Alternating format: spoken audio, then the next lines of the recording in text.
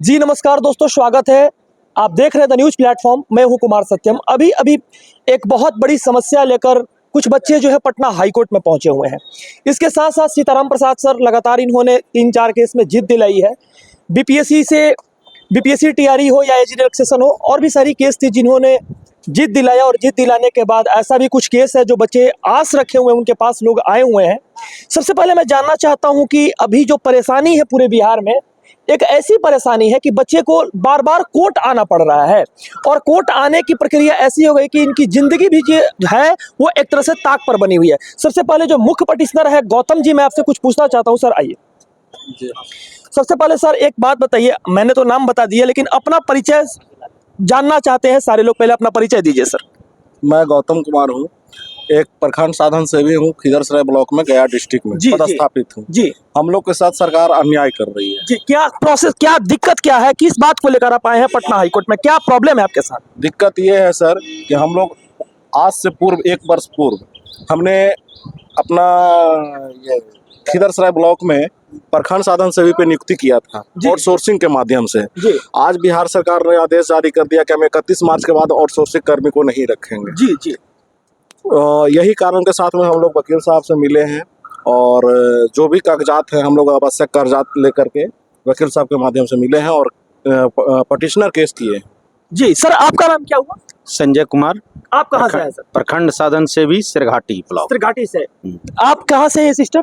जी हम गया डिस्ट्रिक्ट से हैं। गया डिस्ट्रिक्ट से आप आए हैं। जी सर, हैं। आपकी भी यही समस्या है? जी सर एक क्वेश्चन ये है, ये लोग हमेशा देखने से तो नहीं कह सकते हैं कि ये एक समस्या बनी हुई है पूरे बिहार में, जबकि टीआरई 1, टीआरई 2, टीआरई 3 में इतने सारे इंटरचेंजेज भी हुए, बच्चे परेशान भी हुए हैं।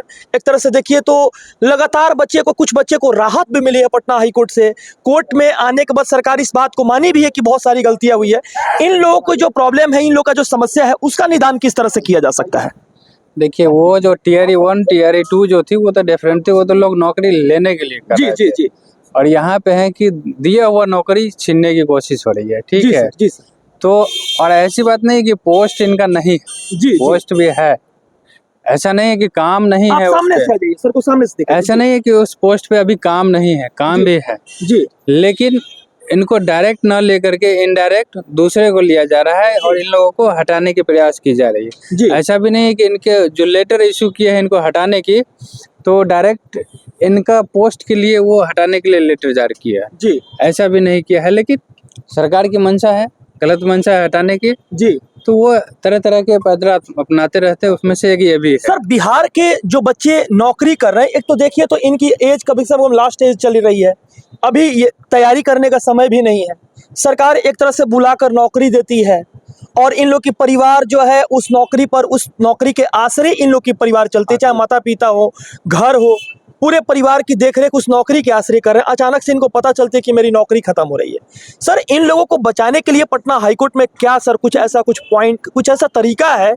एक ही बच्चे नहीं है, लगभग इसमें 2-2,500 से 3,000 तक बच्चे भी हो सकते हैं, और भी प्रोजेक्ट के माध्यम से लोगों को बहाल किया गया शिक्षा विभाग में, और भी सारे अलग अलग एल्गोरिदम में लोगों को हटाने की बात की जा रही है। सर इन लोग को बचाने के लिए सर कौन सा क्लू हो सकता है? देखिए, बचाने के लिए लोग तो क्लू ढूंढ ही लिए हैं जी कि ऑब्वियसली हाईकोर्ट तो आना ही पड़ेगा। जी इन लोगों ने लगभग जो आपके सामने में है, लगभग 100 की संख्या में ये लोग जुड़ चुके हैं उसमें। जी अब बात रही कि नौकरी बचाने की बात रही, तो उसके लिए रीट दायर की जा रही है। जी ठीक है, और ये जो आउटसोर्सिंग का जो धंधा है, जी ठीक, उसमें से काम तो सेम ही है, जी लेकिन कुछ लोगों को डायरेक्ट पेमेंट किया जा रहा है, कुछ लोगों को इनडायरेक्ट किया जा रहा है, जी और इनडायरेक्ट में भी वो नहीं देना चाहते हैं। तो उसका अब एक ही साधन है कि रीट फाइल करें ये लोग, तो फिर जो है माननीय न्यायालय के सामने में जो बात रखेंगे, और बहुत हद देखे कि इन लोगों का केस बहुत अच्छा है, ठीक है, पॉजिटिव में है। और एक क्वेश्चन ये है सर, देखिए बीते दिन आपने एज रिलैक्सेशन को भी जीत दिलाया, बीते दिन और भी सारे केस में भी आपने जीत दिलाया, मतलब बच्चे जो आस रखे थे उसको आपने कोर्ट के माध्यम से पूरा कराया। लेकिन सर ये जो बच्चे अभी एक तरह से अंदर ही अंदर कुंठित है, रो रहे हैं, तड़प रहे हैं, एक नौकरी बचाने के लिए, समाज में वो इज्जत को बचाने के लिए, इन लोग के लिए क्या वही प्रयास फिर से जारी रहेगा कि फिर कुछ?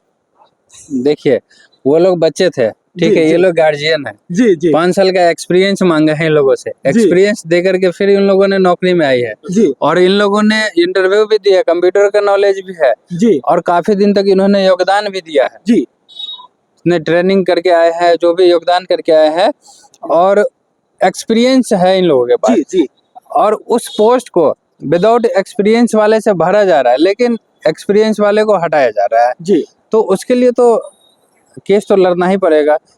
तो ये जो केस है सर, ये तो पेटिशनर्स पे है, पेटिशनर जो रहेंगे उनको ही लाभ मिलेगा। ऑब्वियसली जो भी अभी कोर्ट जो आ रहे हैं, तो रीट फाइल होती है तो पिटिशनर्स के ही लाभ के लिए बात होती है उसमें। जी। पीआईएल तो करने नहीं जा रहे हैं।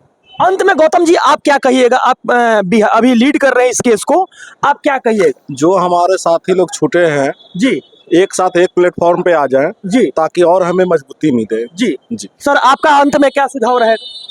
जो भी हमारे साथी आए हम लोग साथ में, जी। और खास इस उम्र के पड़ाव पे लगता है कि दूसरी चीज की तैयारी आप कर पाइएगा? आपके पास और भी कोई?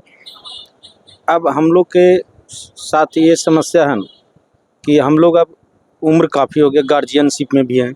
जी अब यदि हम लोग अपने नौकरी के लिए तैयारी करते हैं तो हमारे बच्चे का भविष्य खराब होता है। जी।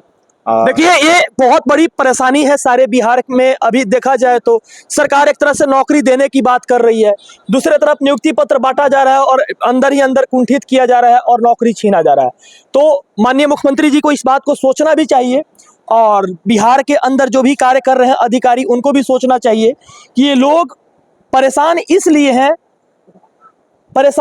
है क्योंकि आपकी एक लेटर ने इनकी जिंदगी को तबाह कर दी है।